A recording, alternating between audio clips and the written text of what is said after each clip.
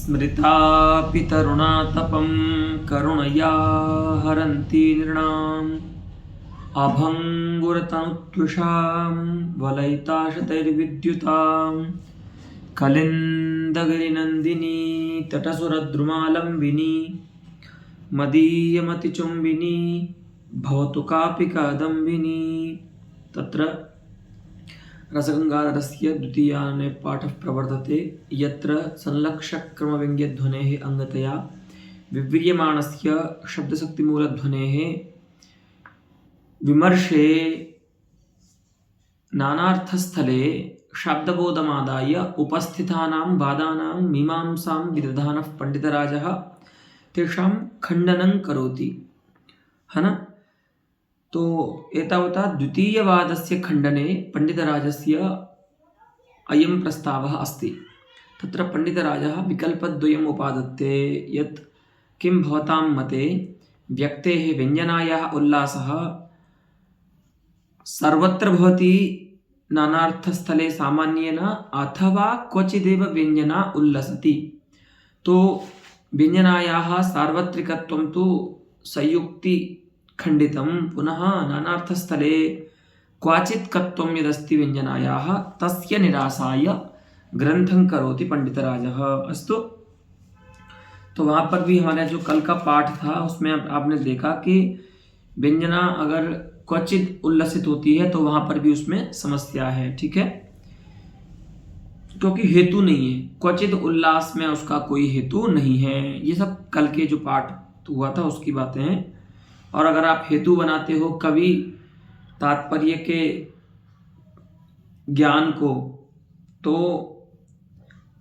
कवि तात्पर्य ज्ञान जो है वह आपने प्राकरणिकार्थ शाब्द बुद्धि के प्रति उसको हेतु माना है, उसको आप व्यंग्यार्थ की प्रतीति के लिए, व्यंजना के उल्लास के लिए हेतु अब नहीं मान सकते। ऐसा करके खंडन किया था, ठीक है। व्यभिचार भी आ रहा था कार्य कारण भाव में, ठीक है, व्यतिरेक व्यभिचार आ रहा था। एतावता पाठः समजायत अस्माकम् अद्यतनपाठस्य प्रारम्भः भवति। अथ श्रोतुः शक्तिविशेषो व्यक्तेरुल्लासे हेतुः। अब कहते हैं पूर्व पक्षी कि भैया व्यंग्यार्थ विषयक कवि तात्पर्य ज्ञान को यदि व्यक्ति के क्वचित उल्लास में हेतु मानने पर यदि व्यभिचार दोष आ रहा है तो ऐसा कीजिए, सहृदय में श्रोता में ही कोई ऐसा शक्ति विशेष होता है जिसके कारण व्यंजना उल्लसित होती है। तो अब समस्या नहीं आएगी। देखिए, जहां पर उस सहृदय में शक्ति विशेष रहेगा वहां पर व्यंजना का उल्लास होगा नानार्थ स्थल में, और जहां पर नानार्थ स्थल में श्रोता में शक्ति विशेष नहीं होगा वहां पर उस अपराकरणिकार्थ का बोध व्यंजना से नहीं होगा, वहां व्यंजना का उल्लास नहीं होगा। तो वही कहते हैं कि श्रोतुः शक्ति विशेषः, श्रोत्रनिष्ठ जो एक शक्ति विशेष है वह ही क्या है, व्यंजना के क्वचित उल्लास में हेतु है, ठीक है। सच फलबलात् चमत्कारिणी एव अर्थे व्यक्तिम उल्लासयति, क्योंकि अचमत्कारी अर्थ में व्यंजना का उल्लास मानने पर कोई फल नहीं है, इसलिए फल के आग्रह से, फलवत्ता के आग्रह से चमत्कारी जो अर्थ होता है उसके विषय में ही व्यंजना उल्लसित होती है। माने व्यंजना जो होती है वो चमत्कारी अर्थ को विषय बनाती है, उसका बोध कराती है, ठीक है। न अचमत्कारिणी, अचमत्कारी अर्थ के विषय में व्यंजना का उल्लास नहीं होता, ठीक है, भले ही वो अप्राकरणिक क्यों ना हो, ठीक है। तो इति सिद्धम व्यंजनोल्लासस्य क्वाचित्कत्वम, व्यंजना के उल्लास की जो क्वाचित्कता है, क्वचित व्यक्ति का जो उल्लास है वो इस प्रकार से सिद्ध हो सकता है कि भैया जहां पर श्रोता में एक शक्ति रहती है, ठीक है, उस शक्ति के कारण वहां पर व्यंजना का उल्लास होगा नानार्थक स्थल में, और नानार्थक स्थल होने पर भी जहां पर श्रोता में वह शक्ति विशेष नहीं रहेगा वहां पर व्यंजना का उल्लास नहीं होगा। और उल्लसित होती हुई भी व्यंजना केवल चमत्कारी अर्थ को ही विषय बनाती है, अप्राकरणिक होने पर भी, ये भी ध्यान रखिए। सच माने व्यक्तेरुल्लासः फलबलात् चमत्कारिणी एव अर्थे। ठीक है, व्यक्तिमुल्लासयति शक्ति विशेष, सच माने शक्ति विशेष, सपद का अर्थ है शक्ति विशेष। ठीक है, वह जो शक्ति विशेष है वो फलवत्ता के आग्रह से चमत्कारी अर्थ के विषय में ही व्यंजना का उल्लास करता है, अन्यत्र अचमत्कारी अर्थ के विषय में व्यंजना का उल्लास नहीं करता। ठीक है, तो ऐसा कहते हैं इति चेत न, पंडितराज कहते हैं ऐसे भी आप व्यंजना की क्वाचितकता सिद्ध नहीं कर सकते। ठीक है, क्यों? क्योंकि हंत एवं सनियंत्रित शक्तिरेव वा उल्लासकः अस्तु।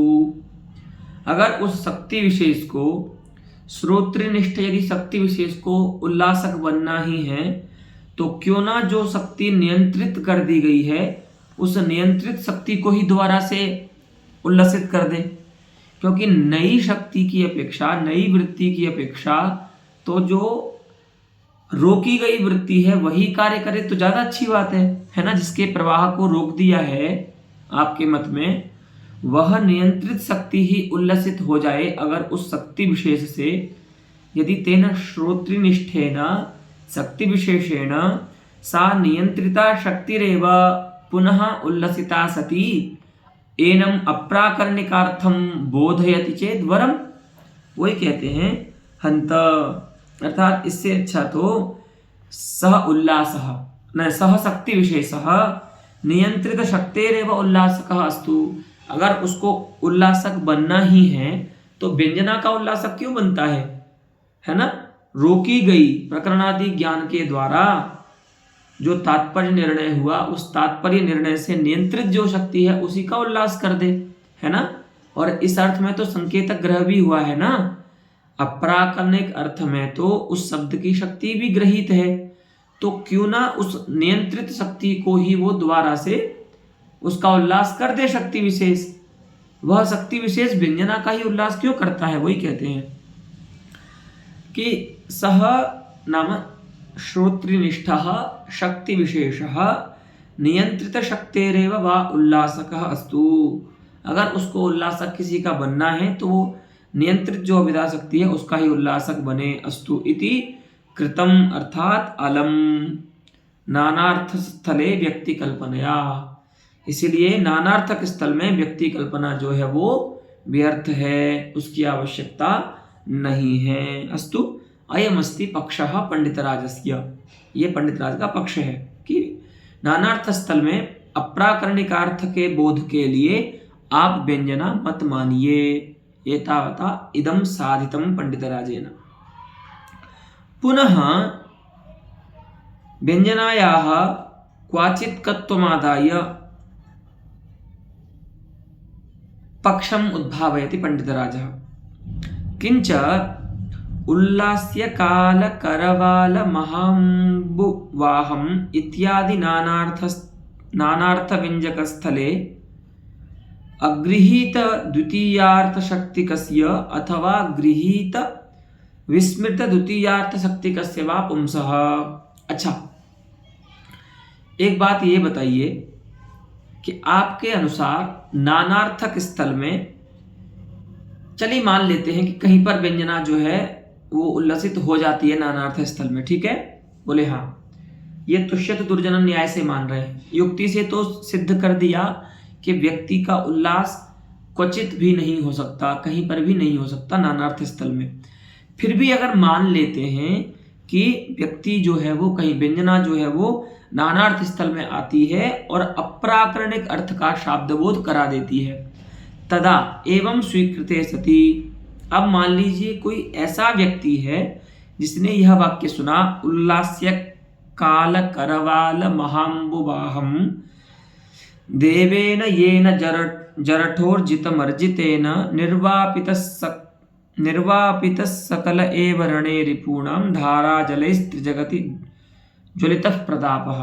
ठीक है, ये किसी राजा का वर्णन है। यहाँ पर जो देव शब्द है ना, देव, वह अनेकार्थक शब्द है। उस देव शब्द का एक अर्थ है राजा और दूसरा अर्थ है इंद्र। ठीक है, दोनों ही पक्षों में यावन्ति विशेषणानि अत्र प्रयुक्तानि सन्ति तावतां विशेषणपदानाम् अर्थसङ्गतिः भवति। इन्द्रपक्षेपि अप्राकरणिकपक्षेपि प्राकरणिकराजपक्षेपि सर्वेषां विशेषणानां संगतिः जायते।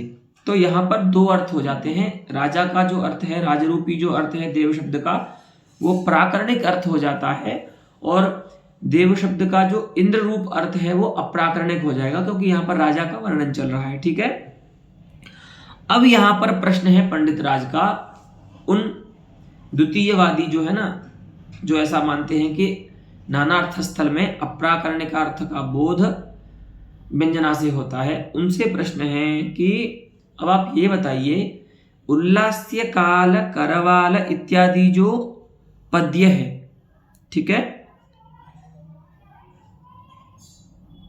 वहां पर नानार्थ व्यंजक हैं शब्द सभी, देव शब्द भी नानार्थक व्यंजक है और अन्य सभी विशेषण भी नानार्थ के व्यंजक हैं। तो ऐसे नानार्थ व्यंजक स्थल में कोई व्यक्ति ऐसा है जिसको देव शब्द का केवल एक ही अर्थ में शक्ति ग्रह हुआ है, वो है राजरूप अर्थ। ठीक है, ऐसा मान के चलिए, जो श्रोता है इस वाक्य का, उसको देव शब्द की अभिधा केवल राजरूप अर्थ में ही गृहीत है। ठीक है, तो एक तो ऐसा व्यक्ति हो गया। तो न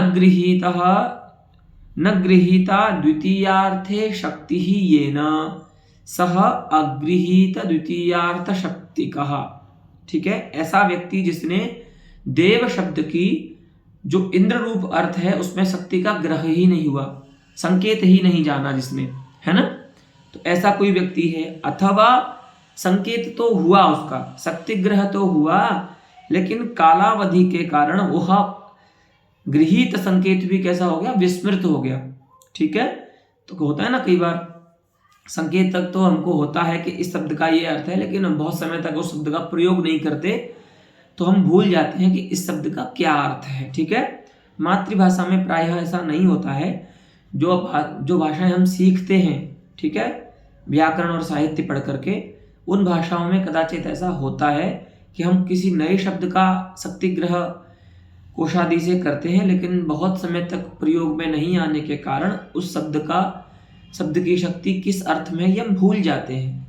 तो वहां पर हम अगृहीत शक्तिक नहीं होंगे, वहां पर हम गृहीत विस्मृत शक्तिक कहे जाएंगे। ठीक है, तो गृहीतापि विस्मृता द्वितीयार्थ शक्ति ही ये न, ग्रहण करने पर भी विस्मृत हो गई है द्वितीय अर्थ में, अप्राकरणिक अर्थ में शक्ति जिसकी, ऐसा कोई पुरुष है। ठीक है, तो वो कहा जाएगा गृहीत विस्मृत शक्ति द्वितीयार्थ शक्तिकः पुरुषः पुमान। ठीक है, तादृशस्य पुंसः, ऐसा व्यक्ति का, ठीक है, आपके अनुसार, वहां पर ऐसे व्यक्ति को आपके अनुसार व्यंजना से क्या होना चाहिए, द्वितीयार्थ का ज्ञान होना चाहिए, क्योंकि व्यंजना तो संकेत ग्रह की अपेक्षा नहीं करती है ना। तो और आप क्या मानते हो, आप मानते हो कि अप्राकरणिक अर्थ का बोध व्यंजना से हो जाता है। तो इसका मतलब उल्लास्य काल करवाल इत्यादि स्थल में जिस पुरुष को या तो दूसरे अर्थ में, इंद्र रूप अर्थ में देव शब्द की अभिधा ज्ञात ही नहीं है, अथवा ज्ञात होने पर भी भूल गया है जो, ठीक है, गृहीतापि शक्ति ही विस्मृता अस्ति इदानीम। ठीक है, क्योंकि देखिए केवल शक्ति ग्रह कारण नहीं होता है अर्थोपस्थिति के प्रति, शक्ति ग्रह का स्मरण जो होता है ना, वो भी कारण होता है। मान लीजिए शक्ति का ग्रह तो हो गया आपको, अनेन शब्देन अयम अर्थो बोधव्यः, लेकिन यह जो शक्ति है, यह जो संकेत है, वह आप भूल गए, तो फिर आपको उस पद के ज्ञान होने पर भी तादृश अर्थ की उपस्थिति नहीं होती है। तो गृहीत होने पर भी वो विस्मृत नहीं होनी चाहिए शक्ति। लेकिन कोई ऐसा पुरुष है जिसको या तो शक्ति ग्रह ही नहीं हुआ है अप्राकरणिक अर्थ का, अथवा शक्ति ग्रह होने पर भी जो भूल गया है द्वितीय अर्थ में उस शब्द की शक्ति, ऐसे पुरुष के लिए तादृशस्य पुंसः सर्वथा व्यंजनया द्वितीयार्थ बोधानुदयात। लेकिन वहां पर उसको द्वितीयार्थ का बोध नहीं होता है। ठीक है, ये वास्तविक बात है कि अगर उल्लास काल करवाल महाम्बुवाहम, इस वाक्य को कोई सुनता है, आप में से हम सब लोग सुन रहे हैं इस वाक्य को, लेकिन अगर हमको देव शब्द की अविधा इंद्र में भी होती है ऐसा नहीं पता है, तो वहां पर हमको व्यंजना से भी द्वितीयार्थ का बोध नहीं होगा। ठीक है, सर्वथैव व्यंजनया द्वितीयार्थ बोधस्य अनुदय, कितनी भी व्यंजना आ जाए, यहाँ पर हमको जो व्यंग्या, जो अप्राकरणे का अर्थ है ना इंद्र रूप, उसका उदय नहीं होता है। तो उसका उदय नहीं होने से, व्यंजना के द्वारा भी उसका उदय नहीं होने से, तत्र अर्थात भवत नियम बलेन, आपका जो नियम है कि अप्राकरणिक अर्थ की उपस्थिति नानार्थक स्थल में व्यंजना से होती है, व्यंजना से उसका बोध होता है, तो तया अर्थात व्यंजनया, तत्र माने भवताम मते, भवताम सिद्धांतानुगुणम, तया अर्थात व्यंजनया, तदापत्ति अर्थात द्वितीयार्थ बोधापत्ति तव दुर्वारा, आपके मत में अप्राकरणिक अर्थ की व्यंजना के द्वारा जो द्वितीयार्थ बोध की आपत्ति है उसको आप समाप्त नहीं कर पाएंगे, जबकि ऐसा बोध नहीं होता है जहां पर नानार्थक स्थल में भी द्वितीय अर्थ में, अप्राकरणिक अर्थ में यदि शक्ति ग्रह नहीं है तो वहां पर व्यंजना भी बोध नहीं करा सकती।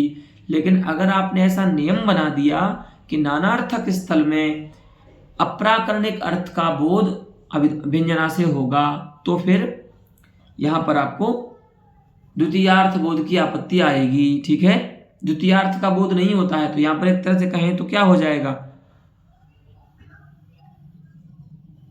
आपके मत के अनुसार यहां पर भी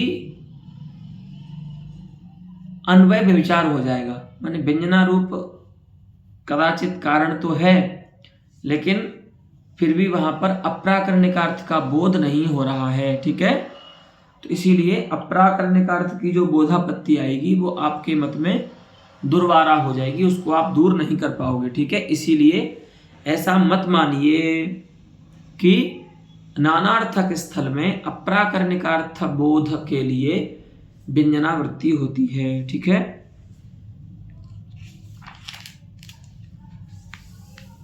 अब पूर्व पक्षी ऐसा आपत्ति देने पर उनके मत में एक और तरह से व्याख्या करते हैं। वो क्या है कि न च येन शब्देन योर्थो वेज्यते तस्य शब्दस्य तदर्थगत शक्ति ज्ञानम तदर्थ व्यक्तेरुल्लासे हेतु इति वाच्यम, व्यंजना की क्वाचित कथा में ही बता रहे हैं। ठीक है, देखो क्या होता है, सिद्धांती यथा आपत्तिम ददाति, यथा आपत्तिम दर्शयति, तदापत्ति वारयितु कामः एव वादी तत्र उपायं कल्पयति। सिद्धांत पक्षी जिस जिस तरह से वादी के सिद्धांत में, वादी के मत में दोष देता है ना, उस एक एक दोष को दूर करने के लिए ही वादी प्रयास करता है। इसी को बोलते हैं कोटियां, परिष्कार कोटि। ठीक है, न्याय शास्त्र में जब आप लक्षण पढ़ते हैं ना, व्याप्ति लक्षण आदि, तो वहां पर इसी तरह से परिष्कार किए जाते हैं लक्षण में।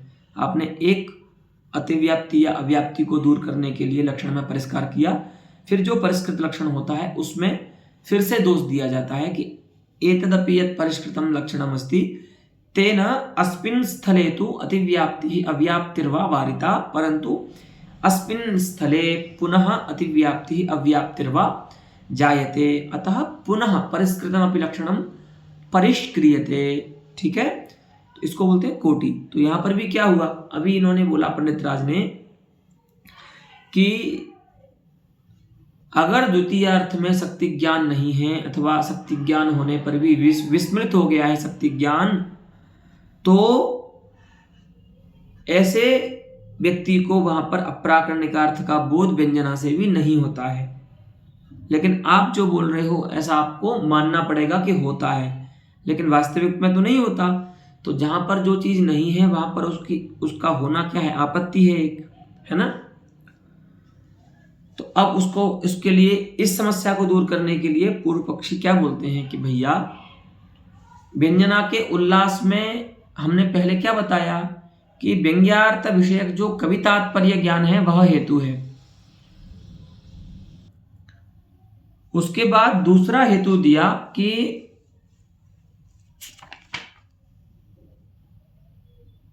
श्रोत्रनिष्ठ जो शक्ति विशेष है वह व्यंजना के क्वचित उल्लास में हेतु है। इसका भी खंडन हो गया। तो अब ये ऐसा बोलते हैं पूर्व पक्षी कि एक और हेतु हम कल्पना कर रहे हैं व्यंजना के क्वचितकता में, क्वचित उल्लास में, नानार्थक स्थल में। वो क्या है कि भैया ये न शब्देन यह अर्थः व्यज्यते, जिस अर्थ से, जिस शब्द से जिस अर्थ की व्यंजना होती है, तस्य शब्दस्य, उस शब्द का उस अर्थ में जो शक्ति ग्रह है वह व्यंजना के उल्लास का कारण है। ठीक है, कितना विलक्षण, माने जैसी समस्या उपस्थित हो उस समस्या के अनुरूप ही समाधान करना है। तो समस्या क्या उपस्थित हुई कि नानार्थक स्थल में अगर आपको अप्राकरणिक अर्थ में शक्ति ज्ञान नहीं है उस शब्द का, अथवा ज्ञान होने पर भी विस्मृत हो गया है, तो आपको अप्राकरणिक अर्थ का बोध व्यंजना से भी नहीं होगा। तो बोल रहे हैं कि व्यक्ति का उल्लास जो होता है ना, व्यंजना जो आती है नानार्थक स्थल में, वो आती ही इसीलिए है कि आपको वहां पर उस पद की शक्ति का ज्ञान उस अप्राकरणिकार्थ में है। तो जिस भी श्रोता को उस अप्राकरणिकार्थ में उस शब्द की शक्ति का ज्ञान होगा, उसी के प्रति ही व्यंजना का उल्लास होगा और उसी को व्यंजना के द्वारा अप्राकरणिकार्थ का बोध होगा। वही बोलते हैं कि जिस शब्द से जिस अर्थ की व्यंजना होती है, उस शब्द की जो शक्ति है उस अर्थ में रहने वाली, तो उस शक्ति का ज्ञान तदर्थगताम शक्तिम यह परिचिनोति तस्य शब्दस्य यह परिचिनोति तस्मै एव श्रोत्रे व्यंजना उल्लसिता भवति। उस श्रोता के लिए ही व्यंजना उल्लसित होती है। तो अगर कोई ऐसा व्यक्ति है जो शक्ति ज्ञान ही जिसको नहीं है, अप्राकरणिक अर्थ में उस पद की शक्ति का ज्ञान नहीं है, अथवा शक्ति ज्ञान होने पर भी भूल गया है, ऐसे व्यक्ति को अगर व्यंजना का उल्लास नहीं हो रहा है तो ना हो। हमारा कार्य कारण भाव तो ऐसा है कि जिस शब्द से आप उस अर्थ की व्यंजना मान रहे हो, उस शब्द का जो शक्ति ज्ञान है वह उस अर्थ में, अप्राकरणिक अर्थ में भी होना चाहिए उस श्रोता को, उस प्रमाता को। तभी जाकर के वहां पर उसके लिए व्यंजना उल्लसित होगी और वह व्यंजना उस अप्राकरणिक अर्थ का बोध नानार्थ स्थल में करा देगी। देखो कितनी विलक्षण कल्पना कर रहे हैं ये समस्या से बचने के लिए। तो इति इत्यपि नवाच्यम, ऐसा भी नहीं कहना चाहिए कि जब आपको व्यंजना के विषय में ऐसा नहीं कहना चाहिए कि जब आपको किस जो शब्द जिस अर्थ का व्यंजक बन रहा है ना, उस शब्द का उस अर्थ में यदि शक्ति ज्ञान नहीं है आपको, तो फिर उस अर्थ की व्यंजना उस शब्द से नहीं हो सकती। ऐसा जो आप बोल रहे हो ये भी उचित नहीं है। क्यों? क्योंकि निशेष च्युत इत्यादौ रमण व्यक्त्यनापत्ते है। यहां तो आपने समाधान कर दिया, उल्लास्य काल करवाल महाम्बुवाहम में तो समाधान हो गया कि जिस कोई ऐसा व्यक्ति जो है, तावान यह पुमान अस्ति यह सुरभि शब्दस्य गोगताम शक्तिम न परिचिनोति अथवा परिचिताम सह व्यस्मरत् शक्तिम, अतः तादृशस्य पुंसः तत्र व्यंजनयापि अप्राकरणिकार्थ बोधो न भवति। ये तो आपने समाधान कर दिया। तो यहां पर उसको नहीं है तो नहीं होगा, क्योंकि व्यंजना का उल्लास ही उसके लिए होगा जिसको शक्ति ज्ञान है। लेकिन और जो व्यंजना के स्थल है ना, इस समाधान से वहां पर समस्या होगी। तो बोले बताइए कहां पर हो रही है समस्या? तो देखिए, एक सामान्य स्थल है व्यंजना का, जहां पर जो नानार्थक तो नहीं है लेकिन वहां व्यंजना है और वो एकार्थक व्यंजक शब्द है। तो बोले जैसे, तो देखिए, निःशेषच्युत चंदन स्तनतटम निर्मृष्ट रागोधरः नेत्रे दूरमनंजने पुलकिता तन्वी तवेयम तनुः, है ना। मिथ्यावादिनी दूति बांधव जनस्याज्ञात पीडागमे वापीं स्नातुमितो गतासि न वापीं स्नातुमितो गतासि न पुनस्तस्याधमस्यांतिकम। उस अधम के पास नहीं गई थी, ऐसा बोलती है नायिका, ठीक है। तो यहां पर देखिए, अधम पद जो है ना, उससे रमण अर्थ व्यंग्य होता है कि इस नायिका ने अपने पति को अधम क्यों कहा। तो वहां पर किसी सुइया मुग्धा नायिका से रमण, अपने पति के लिए जो रमण पद का प्रयोग है, उससे दूती संभोग, नायक कृत जो दूती संभोग है, दूती रमण है, परस्त्री रमण है, वो व्यंग्य होता है, तादृश अपराध व्यंग्य होता है नायक में, ठीक है। तो अब आप ये बताइए, पंडित राज प्रश्न कर रहे हैं कि अगर आप ऐसा कर देंगे व्यंजना के उल्लास के प्रति हेतु कि जहां पर जो अर्थ जिस शब्द से व्यंग्य हो रहा है उस शब्द की शक्ति का ज्ञान उस अर्थ में होना चाहिए, तब व्यंजना का उल्लास होगा। यही तो बोला आपने कि यह अर्थः येन शब्देन विद्यते तस्य शब्दस्य शक्ति ही तस्मिन् अर्थे गृहीता स्यात् तदा व्यंजना तस्मिन् अर्थे उल्लसति तस्य शब्दस्य। तो अब आप ये बताइए कि यहां पर जो व्यंग्य अर्थ है ना, रमण रूप अर्थ, उस रमण रूप अर्थ में अधम पद की शक्ति का ज्ञान किसको होता है? ऐसा संसार में कौन व्यक्ति है जो अधम पद से रमण अर्थ को, संभोग रूप अर्थ को जाने? नहीं केनापि कोशादि शक्ति ग्राहकेन अधम पदस्य शक्ति ही रमण रूप अर्थे परिचायते, है ना। किसी के द्वारा भी नहीं बताई जाती कि अधम पद की शक्ति संभोग रूप अर्थ में है, रमण रूप अर्थ में है, ठीक है। तो यहां पर समस्या आएगी। वही कहते हैं कि यहां पर रमण के व्यक्ति की अनापत्ति हो जाएगी, है ना। रमण जो व्यंग्य हो रहा है यहां पर, वो उसके व्यंग्य होने में समस्या होगी, अनापत्ति हो जाएगी उसकी, ठीक है। व्यक्त्यनापत्ते है, ठीक है, क्योंकि यहां पर नहीं अधम पदस्य कस्यचित जनस्य रमणे शक्ति ग्रहोस्ति। संसार में कोई व्यक्ति ऐसा नहीं है जो अधम पद से रमण रूप अर्थ को जाने अविधा से, है ना। तो नहीं कस्यचित प्रमातुः अधम पदस्य शक्ति ग्रह रमणे अर्थात रमण रूप अर्थे अस्ति न कस्यचिदपि, ठीक है।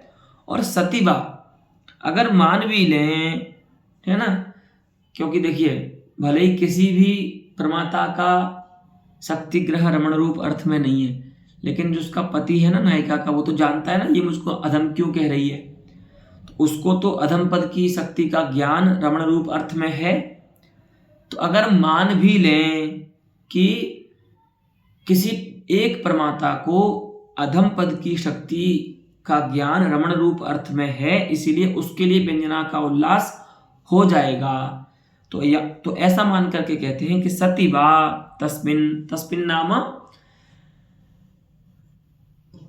अधम पदस्य रमण रूपार्थे शक्ति ग्रहे सत्यपि, अधम पद की शक्ति रमण रूप अर्थ में होने पर भी तेनैव उपपत्तौ, फिर उस अविधा व्यापार से ही उस की उपपत्ति हो जानी चाहिए, उस अर्थ का ज्ञान हो जाना चाहिए। व्यंजना क्यों माननी है? अगर आपको अविधा शक्ति ज्ञान ही है उस अर्थ में, व्यंग्य में, तो फिर तो अविधा ही उसका ज्ञान करा देगी, क्योंकि यदर्थ निरूपित शक्ति ही यस्य शब्दस्य भवति, है ना, सह अर्थः तस्य शब्दस्य अविधया एव बोध्यते। मान लीजिए किसी शब्द की शक्ति का ज्ञान किसी अर्थ में होता है, उस अर्थ का बोध तो उस शब्द की अविधा से ही हो जाता है। तो अगर आप ऐसा मानते हैं कि अधम पद की शक्ति का ज्ञान रमण रूप अर्थ में है किसी प्रमाता को, तब तो वहां पर अधम पद की अविधा ही रमण रूप अर्थ का बोध करा दे। व्यंजना क्यों माननी है? परंतु तत्र सर्वेप्याचार्याः रमण रूपम अर्थम व्यंजनया एव बुद्धमामनन्ति नहीं अविधया। ठीक है, इति व्यक्ति कल्पनया वैयर्थ्यापत्ते है।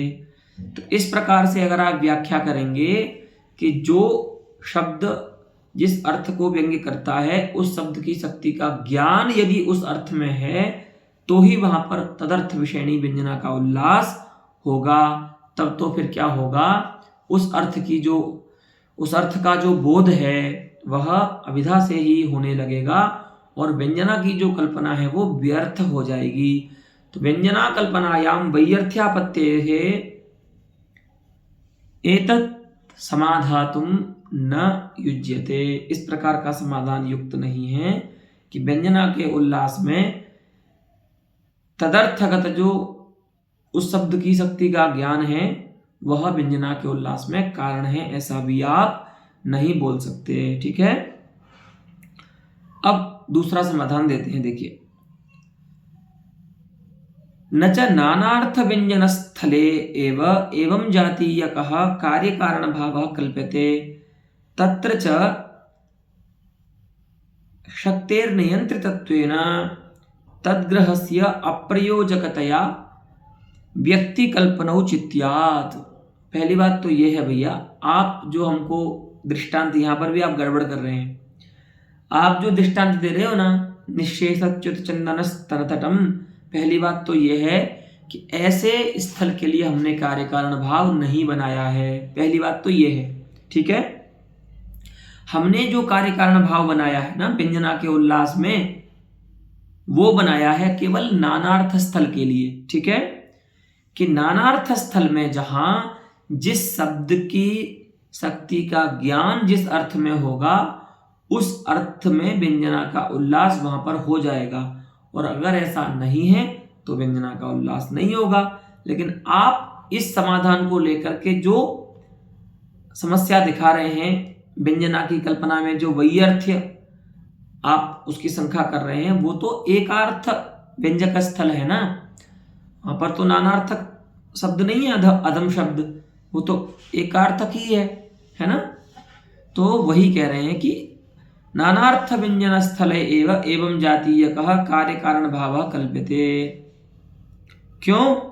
क्योंकि तत्र माने नानार्थ स्थले शक्तेः नियंत्रितत्वेन, नानार्थक स्थल में क्या होता है, शक्ति क्योंकि नियंत्रित हो गई है। प्रकरणादि ज्ञान जन्य जो तात्पर्य निर्णय है, उस तात्पर्य निर्णय से अविधा जो है शब्द की वो नियंत्रित हो गई है। तो शक्ति ज्ञान होने पर भी एक अर्थ में जो अप्राकरणिक अर्थ है, उस अर्थ में उस शब्द का शक्ति ज्ञान होने पर भी अविधा उसका बोध नहीं करा सकती क्योंकि नियंत्रित हो गई है। वही कहते हैं तत्र च माने नानार्थ स्थले शक्तेः नियंत्रितत्वेन, शक्ति के नियंत्रित हो जाने के कारण तद्ग्रहस्य, तद अर्थात अप्राकरणिक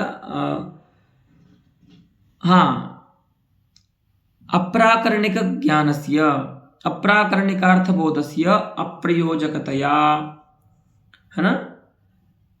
वहां पर शक्ति नियंत्रित हो जाने के कारण अप्राकरणिकार्थ की प्रयोजिका नहीं होगी, अर्थात अप्राकरणिकार्थ का बोध नहीं कराएगी। इसीलिए व्यक्ति कल्पना का औचित्य होने के कारण ऐसा नहीं है कि व्यक्ति की कल्पना व्यर्थ है। ठीक है, तो तद्ग्रहस्य अर्थात अप्राकरणिकार्थ बोधस्य अप्रयोजकतया, चूंकि शक्ति जो है वो नियंत्रित हो गई है, इसीलिए वह अब अप्राकरणिकार्थ बोध की प्रयोजक नहीं हो सकती। तो जब वो नहीं होगी तो वहां पर व्यक्ति की कल्पना हम करते हैं। इति व्यक्ति कल्पना औचित्यात् इति नवाच्यम, ऐसा भी नहीं कह सकते आप। ठीक है, कि अविधा का नियमन हो जाने के कारण अप्राकरणिकार्थ के बोध के लिए हमको व्यंजना माननी पड़ती है, ऐसा भी नहीं कह सकते। क्यों? क्योंकि नवीन कार्य कारण भाव कल्पने गौरव प्रसंगात। भैया आप नया कार्य कारण भाव में तो गौरव है ना, एक ही कार्य कारण भाव मानिए।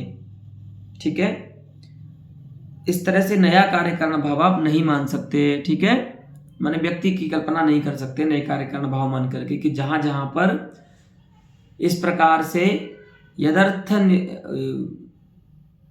माने यस्य शब्दस्य यदर्थगतं शक्तिज्ञानं भवति तस्य शब्दस्य व्यंजना तस्मिन् अर्थे उल्लसति। ऐसा कार्य कारण भाव मत मानिए, क्योंकि इस प्रकार का कार्य कारण भाव तो अभिधा के स्थल में ही माना गया है कि यस्य शब्दस्य शक्ति ही यस्मिन् अर्थे भवति तस्य अर्थस्य बोधः तस्य शब्दस्य अभिधया भवति। जिस शब्द की शक्ति जिस अर्थ में होती है, माने जिस अर्थ में जिस शब्द की शक्ति का ज्ञान होता है उस शब्द की अभिधा से उस अर्थ की उपस्थिति हो जाती है। ऐसा कार्य कारण भाव क्लिप्त है। तो क्लिप्ते कार्य कारण भावे सति अयम यह व्यंजनायाः कृते व्यंजनोल्लासस्य कृते नवीनः कार्य कारण भावः कल्प्यते तत्र गौरवम आप प्रसरति, उससे गौरव आता है। ठीक है, इसीलिए बोलते हैं नवीन कार्य कारण भाव कल्पने गौरव प्रसंगात। और दूसरी बात यह है कि आप जो बोल रहे हो ना कि नानार्थक स्थल में चूंकि अभिधा नियंत्रित हो जाती है, इसीलिए अप्राकरणिकार्थ में उस शब्द की शक्ति का ज्ञान होने पर भी उस अर्थ का बोध अभिधा से नहीं हो सकता। तो कहते हैं नियंत्रणस्य तो पूर्वमेव दूषितत्वेन, नियंत्रण को तो हमने पूर्व में ही दूषित कर दिया कि नियंत्रण जो होता है वो ऐसा कुछ होता ही नहीं अभिधा का, दोनों अर्थ बुद्ध होते हैं। हाँ, प्रकरणादि ज्ञान अथवा तात्पर्य निर्णय जो होते हैं वो उस बुद्ध अर्थ में प्रामाण्य के लिए होते हैं, जिससे प्रवृत्ति या निवृत्ति उस प्रमाता में देखी जाती है। तो प्रवृत्ति निवृत्ति ज्ञान के लिए या प्रवृत्ति निवृत्ति के लिए प्रकरणादि ज्ञान अथवा तदधीन तात्पर्य निर्णय आवश्यक होता है। अविधा का नियमन कथमपि नहीं होता, वही बोलते हैं। तो वहां पर एक न्याय बताते हैं, तद्धेतोरेव इति न्यायावतारात् अयम एकः न्यायः अस्ति तस्य न्यायस्य स्वरूपमित्थं तद्धेतोरेव तदस्तु किम तत्कल्पनया या किम तत्कथनया, ये न्याय है कि उसके हेतु से ही कार्य हो जाने से उसकी कल्पना क्यों करनी है। ठीक है, माने आप जिसको यहाँ पर हेतु मान रहे हैं उस हेतु का जो हेतु है ना उसी से कार्य हो जा रहा है, तो फिर आप उसको क्यों मानते हैं, मध्य वाले पदार्थ को क्यों मान रहे हैं। तो यहाँ पर देखिए व्यंजना है यहाँ पर जिसको नहीं मानना है। ठीक है, और व्यंजना का हेतु कौन है यहाँ पर, तो शक्ति ज्ञान है। किसी भी शब्द का उस अर्थ में अप्राकरणिक अर्थ में जो शक्ति ज्ञान है वो व्यंजना का हेतु है। यही तो बोला कि ये न शब्देन यह अर्थः व्यज्यते तस्य शब्दस्य तदर्थगत शक्ति ज्ञानम व्यंजना उल्लासस्य हेतु। तो बोल रहे हैं कि यहाँ पर व्यंजना का जो हेतु बना रहे हो ना आप, किसी भी शब्द के शक्ति ज्ञान को अर्थ में जो शक्ति ज्ञान होता है वह व्यंजना का जो हेतु है उस हेतु से ही अविधा बोध करा देगी अप्राकरणिक अर्थ का।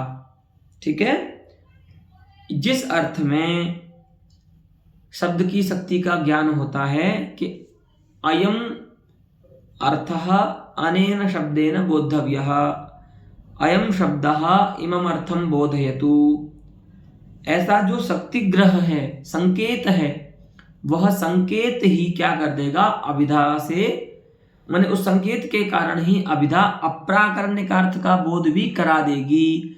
तो फिर ऐसा मत कहिए कि उस शक्ति ज्ञान से पहले व्यंजना का उल्लास होगा फिर व्यंजना आकर के अप्राकरणिक अर्थ का बोध कराएगी, तो ऐसा नहीं है। तो तद्धेतोरेव तदस्तु इति किम तत्कथनया, तो यहाँ पर देखिए तत् शब्द से लेंगे व्यंजना को। तो व्यंजना का हेतु कौन है, तो व्यंजना का हेतु है शक्ति ज्ञान। अप्राकरणिक अर्थ में जो नानार्थक शब्द की शक्ति का ज्ञान है वो हो गया व्यंजना का हेतु। तत्शब्द से लेंगे व्यंजना को, तो तद माने व्यंजना हेतोरेव, अर्थात व्यंजना हेतु यह अस्ति तदर्थगत शक्ति ज्ञानम तेन या तस्मात् शक्ति ज्ञानादेव तन्नाम अप्राकरणिकार्थ बोधः अस्तु, है ना। किम तत्कथनया, तो फिर व्यंजना को क्यों कहना है। ठीक है, ये इस न्याय का स्वरूप है कि व्यंजना के हेतु से ही अप्राकरणिक अर्थ का बोध हो जाने के कारण व्यंजना की आवश्यकता नहीं है। अयमेव अस्ति तद्धेतु न्यायः। ठीक है, इस न्याय का अवतार होने से यहाँ पर यह सिद्ध हो जाता है कि नानार्थक स्थल में किसी भी अर्थ की बोध के लिए व्यंजना की आवश्यकता नहीं है। अस्तु।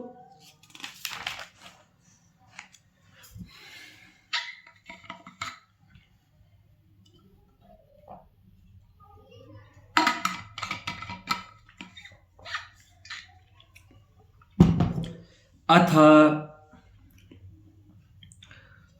अस्तु अप्राकरणिकोप्यर्थः शक्तिवेद्य एव। चलिए ठीक है, अब ये पूर्व पक्षी बोल रहा है पंडित राज से। ठीक है कि ठीक है महाराज, आपकी बात मान लेते हैं कि नानार्थक स्थल में भी जो अप्राकरणिकार्थ होता है वह शक्तिवेद्य होता है, अर्थात अभिधा के द्वारा बोध्य होता है, ऐसा मान लेते हैं। लेकिन अन्वयधि गोचरः माने शाब्द बोध विषयः भवति। शक्तिवेद्यः सन्नेव शाब्द बोध विषयः भवति।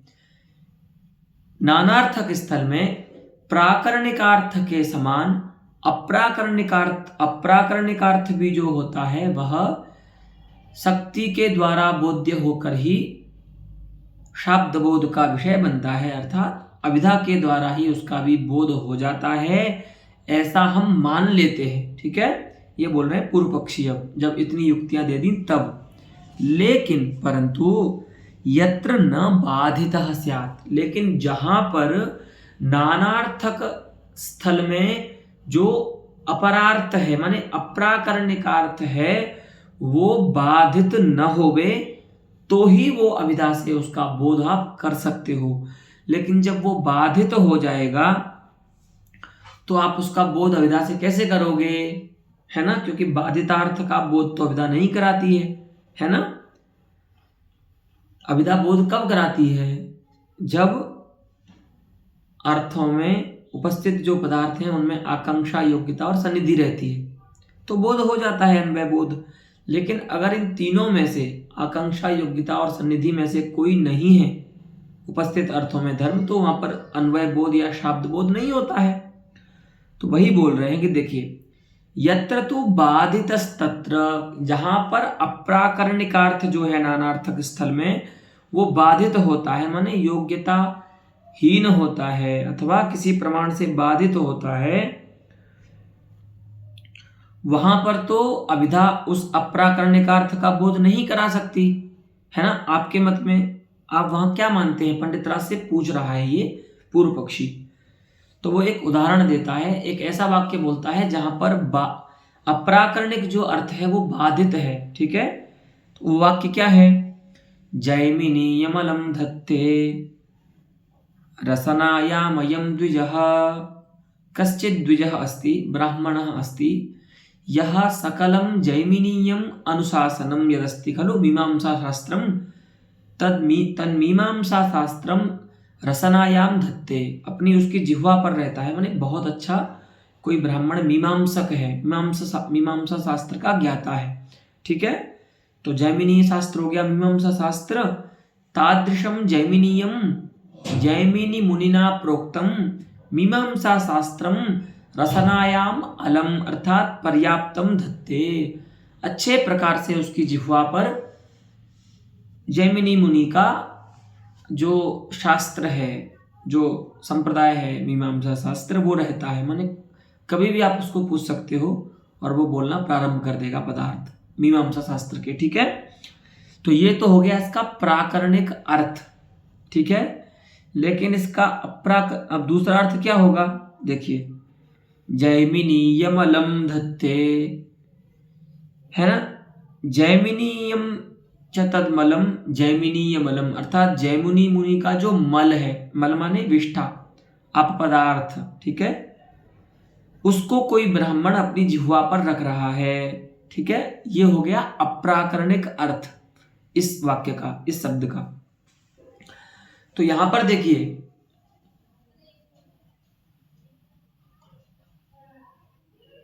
अप्राकरणिक जो अर्थ है वो बाधित है, क्योंकि ब्राह्मण की जिह्वा पर मल रूप त्याज्य पदार्थ का धारण बाधित है, ठीक है।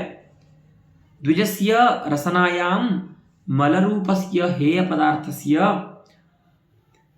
धारणम, है ना, बाधितमस्ति। अतः अत्र जैमिनीय बलं धत्ते रसनायामयं द्विजः इति वाक्यस्य यह अप्राकरणिकार्थः जुगुप्सितः अर्थः अस्ति सः अर्थः बाधितः अस्ति, ठीक है।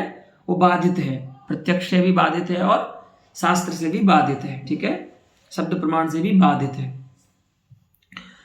तो अब देखिए, इत्यादौ जुगुप्सितोऽर्थः वह्निना सिंचति इत्यादौ वह्निकरणक सेक इव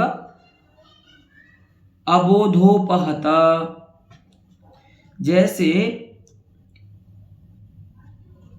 वह्निना सिंचति इस वाक्य से वह्निकरणक जो सेक है वो बाधित होता है।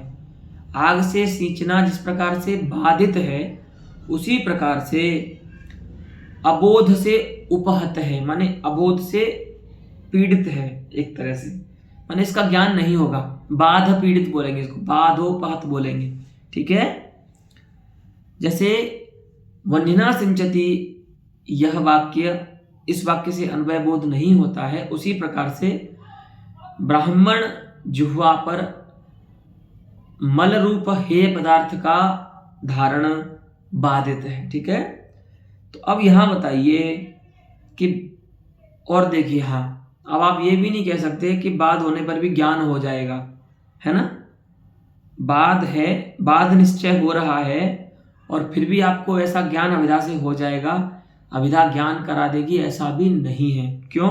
क्योंकि उसमें एक नियम है, ठीक है।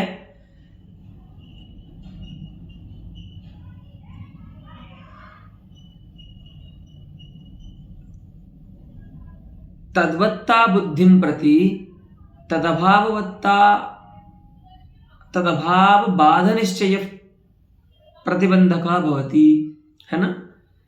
घटः अस्ति इस ज्ञान के प्रति, घटः नास्ति ऐसा जो अभाव है, इस अभाव का निश्चय नहीं होना चाहिए। अगर घटः नास्ति ऐसा निश्चय कहीं पर हो गया तो वहां पर घटः अस्ति ऐसा, माने घटवत्ता बुद्धि वहां पर नहीं हो सकती, ठीक है।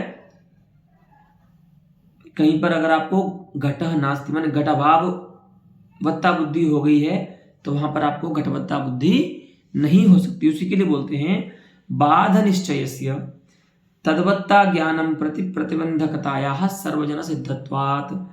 तद्वत्ता ज्ञान के प्रति बाध निश्चय जो है वो प्रतिबंधक होता है, ठीक है। तो यहां पर भी क्या है, अभिधा से अप्राकरणिकार्थ का बोध नहीं हो सकता क्योंकि बाध है। ब्राह्मणस्य रसनायाम मलधारणम मलस्थापनम बाधितमस्ति। तो एवं बाध निश्चये सति अभिधया अत्र अप्राकरणिकार्थ बोधः न कारयितुं शक्यते, ठीक है। अभिधा के द्वारा बाध निश्चय के रहने पर तद्वत्ता बुद्धि नहीं कराई जा सकती, ठीक है। तो अब आप बताइए पंडित राज कि सभी नानार्थक स्थलों में जो आप कह रहे हैं कि प्राकरणिक अर्थ के समान अप्राकरणिक अर्थ का भी बोध जो है वो अभिधा से हो जाएगा, तो आप यहां पर कैसे करेंगे? जैमिनी मलम धत्ते रसनायामयम द्विजः इत्यादि स्थल में, ठीक है। तो वही बोलते हैं कि व्यक्तेस्तु बाधितार्थ बोधकत्वम धर्मी ग्राहक मानसिद्धम। हाँ, और हम तो क्या मानते हैं कि नानार्थक स्थल में भी जो अप्राकरणिकार्थ होता है उसका बोध व्यंजना से होता है। और व्यंजना कैसी शक्ति है कि व्यंजना जन्य जो ज्ञान होता है ना, उसके प्रति बाध निश्चय जो होता है वो प्रतिबंधक नहीं होता। माने मुख्यार्थ बाध होने पर भी व्यंजना तो ज्ञान करा ही देती है। मैंने आपको बताया था ना, व्यंजना के लिए संकेत ग्रह मुख्यार्थ बाध आदि जो है वो अपेक्षित नहीं होते, है ना। और मुख्यार्थ बाध होने पर भी जो शक्ति स्थगित होती है वो अभिधा होती है, व्यंजना स्थगित नहीं होती, ठीक है।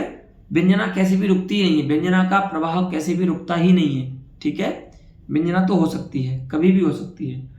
तो वही बोल रहे हैं कि व्यक्तेस्तु बाधितार्थ बोधकत्वम, और बाधित अर्थ का बोध कराना जो है वो व्यंजना का सहृदयों के अनुभव से सिद्ध है। धर्मी ग्राहक मानम, धर्मी नाम व्यंजना तस्य ग्राहकम मानमस्ति सहृदयानाम अनुभव। सहृदय लोगों को ऐसा अनुभव होता है कि बाधित अर्थ की भी जो प्रतीति है वो व्यंजना से हो सकती है। वस्तुतः उसकी जो बाध्यता है वो अभिधा के द्वारा है, अभिधा से बोध होने में है, व्यंजना से बोध होने में कोई बाध्यता किसी अर्थ की नहीं होती। तो बाधितम अपि अर्थम व्यंजना बोधयति इति व्यक्तेः व्यंजनायाः बाधितार्थ बोधकत्वं सहृदयानाम् अनुभवेन सिद्धमस्ति इति व्यक्तिवादिनाम अस्माकं अदोषः। इसीलिए हम जो व्यक्तिवादी हैं अर्थात नानार्थक स्थल में जो अप्राकरणिकार्थ के बोध में व्यंजना मानते हैं, अर्थात व्यंजना से जो अप्राकरणिकार्थ का बोध मानते हैं, उनको समस्या जैमिनी मलम धत्ते इत्यादि स्थल में भी नहीं आएगी। भले अभिधा से ब्राह्मण रसना पर मल रूप हेय पदार्थ की सत्ता बाधित है, लेकिन व्यंजना से नहीं है। ठीक है, तो व्यंजनया बाधितार्थ से बोधकत्वं भवत्येव, अतः वयं ये खलु अप्राकरणिकार्थ बोधं व्यंजनया स्वीकुर्वन्ति तेषाम् अस्माकं मते अयं दोषः नायाति यत् जैमिनीयमलं दत्ते रसनायाम् अयं द्विजः इत्यादि स्थले कथम अप्राकरणिकार्थस्य बोधः स्यात्, क्योंकि अप्राकरणिकार्थ यहाँ पर बाधित है और बाधित अर्थ का बोध अभिधा नहीं कराएगी। इसीलिए आप जो ऐसा बोलते हैं कि नानार्थक स्थल में उभयार्थ जो होते हैं वो अभिधा से ही बोध्य हो जाते हैं, वो आपके मत में आप बताओ कि यहाँ पर जो जुगुप्सित अप्राकरणिकार्थ है उसका बोध कैसे होगा। हमारे मत में तो कोई समस्या नहीं है, अस्माकं मते तो समस्या नास्ति एव।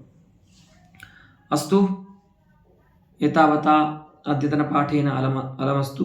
पुनः अस्य प्रश्नस्य समाधानरूपेण या युक्तिरस्ति सा आगामिनि पाठे अस्माभिः विचारयिष्यते। अस्तु।